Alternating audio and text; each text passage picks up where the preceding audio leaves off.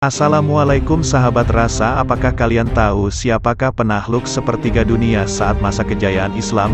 Simak terus video ini, jangan sampai kelewatan. Ada yang mengatakan umat Islam terlihat lemah saat ini, tertindas dan dipermainkan. Mari kita lihat sejenak kunci dan sejarah kebangkitannya. Belum ada dalam sejarah dunia, 30 tahun menguasai sepertiga dunia.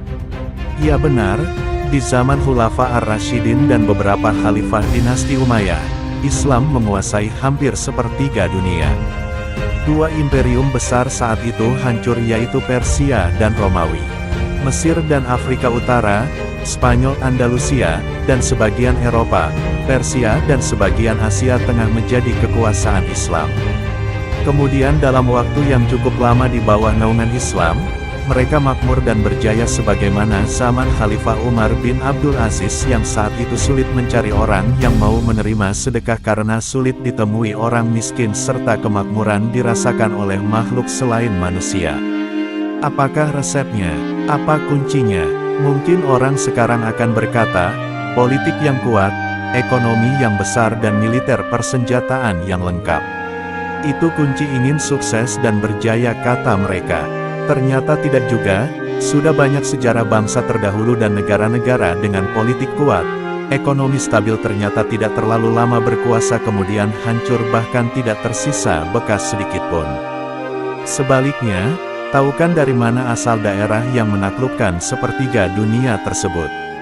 Iya, dari tanah Arab, kaum Quraisy yang tidak pernah diperhitungkan sama sekali oleh dua imperium besar tersebut. Mengapa tidak pernah diperhitungkan? Lihatlah, tanah Arab kering dan tidak subur, menunjukkan ekonomi mereka lemah. Politik mereka lemah, karena orang Arab Quraisy punya keyakinan jika kabilah mereka dipimpin oleh orang lain maka mereka merasa terhinakan. Mereka terpecah belah sendiri antar kabilah dan sulit bersatu menjadi kekuatan besar. Persenjataan. Jangan bandingkan senjata orang Arab dengan manjanik pelempar batu besar milik orang Persia dan Romawi. Jumlah pun sering sekali kalah jauh, ingatkan perang Mu'tah. 3.000 muslimin melawan 200.000 musuh, ingat juga perang Badar berapa jumlahnya. Biarlah mereka ke bulan dan kita ke surga. So, mari terus kita belajar tauhid, akidah dan keimanan, kita dakwahkan dan kita sebarkan ke masyarakat. Ingat, kita bukan ateis yang hanya mengandalkan hukum sebab akibat saja. Kita juga mengandalkan keimanan dan berkah dari Allah. Setelah itu mari perjuangan agama Islam dengan jalan jihad masing-masing. Ingat, tidak semua harus jadi ustadz. Yang mahasiswa belajar yang rajin supaya menjadi ilmuwan Islam. Yang di kantor kerja yang profesional supaya bisa membela Islam dengan jabatannya minimal di lingkungan kantor. Pelaku bisnis kerja yang giat agar sebagian harta disumbangkan untuk kemajuan Islam.